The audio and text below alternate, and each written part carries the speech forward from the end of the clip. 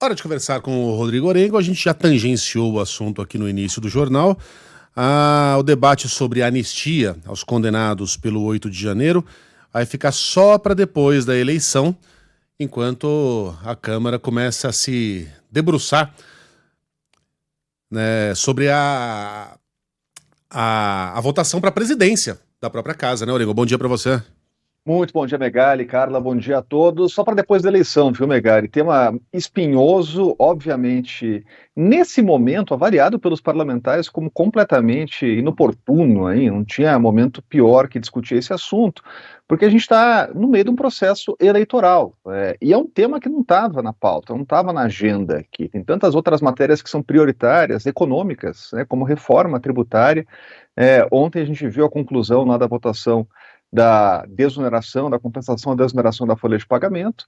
Então tem tantos assuntos econômicos fundamentais e entrou esse tema aí que a gente sabe que mexe os ânimos do Congresso Nacional, uma anistia a condenados do 8 de janeiro, são mais de 200 condenados, tem mais de 1.000 denunciados, então a gente com certeza vai ouvir muito falar sobre isso ainda, Megali, por quê? Você estava falando aí, está estabelecendo uma relação com a eleição à presidência da Câmara, e tem tudo a ver, né? Os parlamentares hoje estão em campanha aberta para a presidência da Câmara, que é só em fevereiro.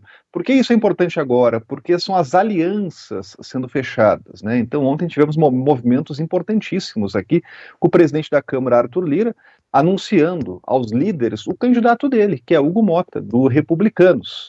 E do outro lado, no lado que vai ser realmente o contendor aí nessa disputa, que vai ser do União Brasil e do PSD, tem um acordo que foi fechado justamente para um apoio mútuo aí, seja qual for o candidato, ou Elmar Nascimento ou Antônio Brito, do PSD. Elmar Nascimento esteve com o presidente Lula.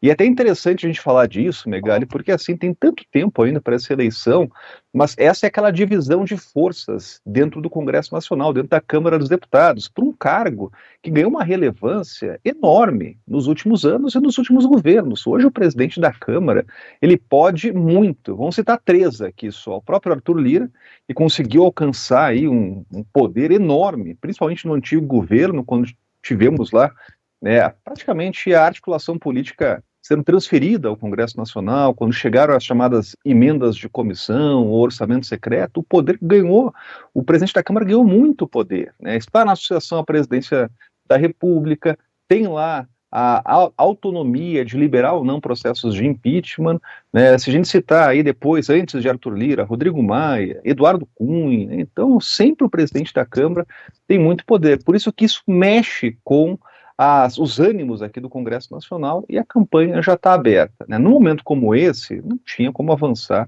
com qualquer proposta que estabeleça, imagina, anistia a condenados de 8 de janeiro, mas é claro que a oposição, que já lançou apoio aí a Hugo Mota, quer o compromisso desse candidato a esse tema, que não vai engavetar esse tema, que vai colocar pelo menos para debate. Hoje, falando aqui do ponto de vista prático do Congresso Nacional, é uma matéria que não tem chance de avançar. Agora, ninguém sabe o dia de amanhã, né? Então, essa pauta vai ficar ali, à espera, primeiro, da volta do processo eleitoral nos municípios e em meio a essa negociação à presidência da Câmara. Orengo, a gente sabe o que está por trás dessa tentativa de anistiar, né, aqueles criminosos do 8 de janeiro. É a tentativa de anistiar aqueles que fomentaram, que incentivaram, que financiaram. Ninguém está preocupado com aqueles bagrinhos. Mas essa é a justificativa oficial, né, de que aqueles não eram criminosos, aquilo foi um protesto que saiu de controle, aquilo não foi uma tentativa de golpe de Estado, isso é um grande exagero, uma mitificação. Me fala uma coisa, Orengo, se a gente propusesse, e é uma pergunta meio retórica, tá? Mas se a gente propusesse, bom, beleza, vocês estão com essa preocupação humanitária toda, porque eu também tenho um pouco de pena daquela gente. Porque é uma gente de baixa inteligência, que foi manipulada. Né? Entraram lá, o cara te botava a bunda pra fora e fazia cocô. Uma gente horrível, que rasgava quadro de Cavalcante, quebrava relógio raro. Enfim, uma gente completamente perdida. Lunáticos. Mas eles realmente achavam que estavam lá salvando o Brasil. E se a gente propusesse que esses pobres coitados fossem anistiados, porque afinal de contas entraram na cabecinha deles, eles foram manipulados, fizeram o que fizeram porque achavam mesmo que estavam salvando o país, mas que não tivesse anistia nenhuma para as mentes por trás do 8 de janeiro.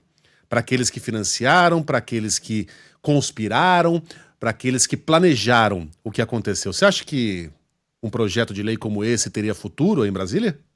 Inviável, viu, Megali? Né? E aí, claro, você está trazendo aí a questão política, né, por trás, né? Qual é o interesse por trás? Obviamente, de aliados do ex-presidente Jair Bolsonaro e do entorno do ex-presidente, já estão pensando lá na frente. O presidente ele não é condenado por essa investigação, por esse inquérito, né? Mas há um receio que seja, né? Então, obviamente, os aliados do ex-presidente, desse entorno, né, que tinha muito poder naquela época, estão pensando realmente o que pode acontecer.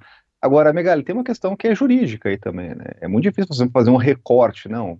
Para quem participou, pode ser anistiado, mas para quem tinha envolvimento, se for condenado na justiça, não pode. Então, essa é uma questão hoje que o próprio projeto apresentado, ele já é alvo de muita discussão política. Então, ninguém tem dúvida que se um projeto como esse, né, que hoje tem muita dificuldade de avançar, mas se for aprovado, ele vai parar no Supremo.